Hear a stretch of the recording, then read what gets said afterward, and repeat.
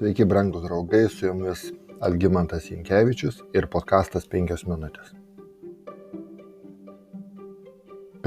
Trečioje Mozės knygoje arba Kunigų knygoje 4 skyriuje nuo 27 eilutės skaitome. Jei kas iš paprastų žmonių netyčiomis nusideda, darydamas ką nors iš tų dalykų, kurie pagal viešpaties įsakymus neturėtų būti daromi, ir pasijunta kaltas, ar jo padarytoji nuodėmė jam primenam vėliau, tai jis atves sveiką ožką kaip savo atnašą už nuodėmę, kurią yra padaręs. Kunigų knygos 4 skyriuje pasakojama apie auką už nuodėmę, kuri pirmą kartą paminėta ryšium su šventyklos statyba ir kunigystės įsteigimu. Iki to laiko garbinant Dievą buvo naudojamos tik deginamosios aukos.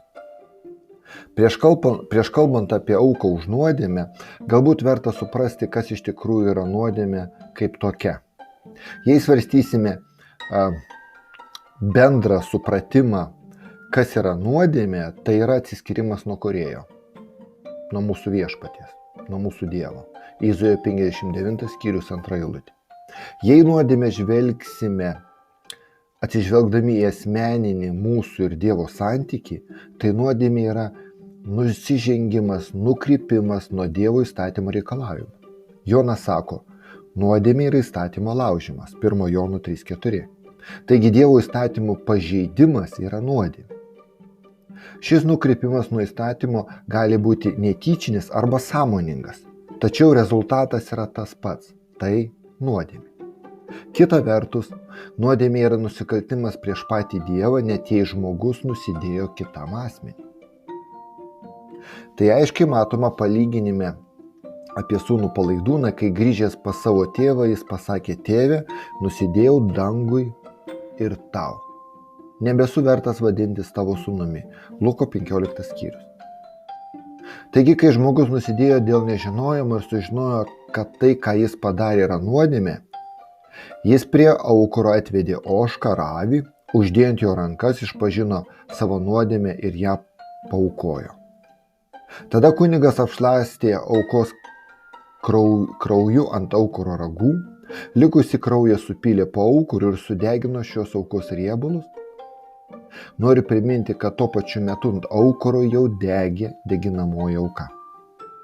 Pačią aukos mėsą valgė kunigai. Kunigų 6 skyrius sako, tas kunigas, kuris atnašauja ją kaip atnašą už nuodėmę, turi ją valgyti.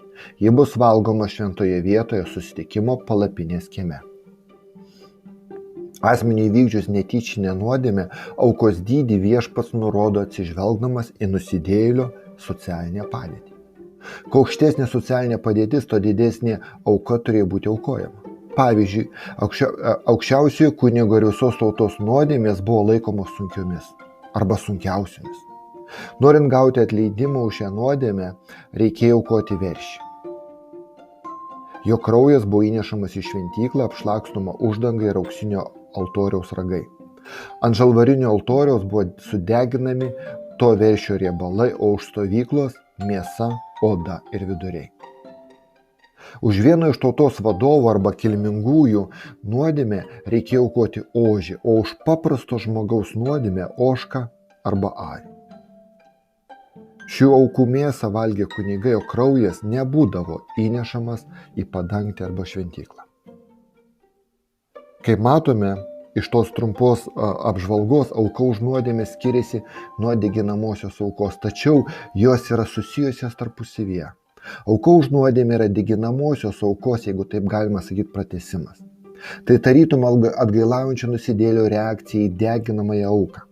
Ant aukuro nuolat deganti deginamoji auka nurodė į atpirkimą kaip amžiną poilgį, kaip atveras malonės duris kiekvienam. Tai leidžia mums kreiptis į Dievą per mūsų atpirkėją Jėzų Kristų. Deginamosios aukos nuolat kylančios į dangų dūmai, kuriuos Dievas vadino maloniu kvapu, buvo kvietimas į išganymą ir priminimas apie atveras Dievo malonės duris. Auka už nuodėmę yra mūsų asmeninis atsakymas į kvietimą į išgelbėjimą. Auka už nuodėmę visada buvo asmeninė, tai yra kiekviena auka už nuodėmę buvo aukojama už konkretų asmenį. Tai reiškia, kad pripažinę save nusidėjėliais, atgailaudami kreipėmės į Dievą. Ši auga simboliškai parodė Kristų, kuris pašalino nuo manęs mano asmeninę nuodėmę ir perima ją pats. Kaip Paulius sako romiečiams, taigi dabar nebėra pasmerkimo tiems, kurie yra Kristuje Jėzuje. Jų gyvybę teikiančios dvasios įstatymas Kristuje Jėzuje išvadavo tave iš nuodėmės ir mirties įstatymų. O ko įstatymas nepajėgė, nes buvo kūno nusilpnintas, tai įvykdė Dievas. Jis atsiuntė savo sūnų nuodėmingo kūno pavidalu ir nuodėmę įveikti pasmerkė nuodėmę kūne, kad įstatymo reikalavimai išsipildytų mumise gyvenančiose ne pagal kūną, bet pagal dvasią. Taigi, brangus draugai, to meto auka už nuodėmę yra tas pats, kas šiandieną būtų mūsų atgaila ir Jėzaus Kristaus kaip mūsų asmeninio gelbėtojo priėmimas.